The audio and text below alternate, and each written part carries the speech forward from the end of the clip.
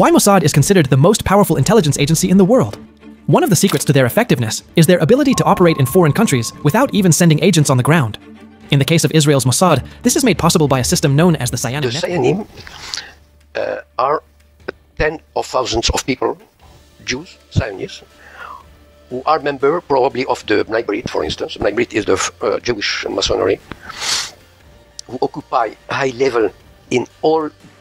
মোসাদকে Israeli যেসব সাধারণ বেসামরিক মানুষ দেশপ্রেম অনুভূতি থেকে সাহায্য করে তাদেরকে ডাকা হয় সায়ানিম বা সাহায্যকারী।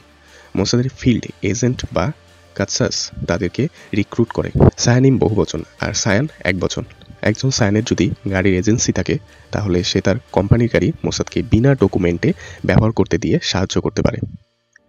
সায়ানদের কারণে মোসাদের অপারেশনগুলোর খরচ বহুলাংশে কমে যায়। বাজেট কাটিংয়ের জন্য তাই সায়ানিমদের গুরুত্ব মোসাদের জন্য অনেক। সায়ানরা সাধারণত ইসরায়েলি হয় না, তবে কেউ কেউ দ্বৈত নাগরিকত্বের অধিকারী হতে পারে, যার একটি দেশ ইসরায়েল। 1960 সাল থেকে সায়ানিম প্রথা চলে আসে। ব্রিটেনে প্রায় 4000 সায়ানিম আর যুক্তরাষ্ট্রে প্রায় 16000 সায়ানিমের কথা চলিত শতাব্দী শুরু হবার আগে জানা যায়। ইসরায়েলি যেসব ছাত্রছাত্রী মোসাদের হয়ে ডেলিভারি কাজ করে তাদেরকে ডাকা হয় বদলেম।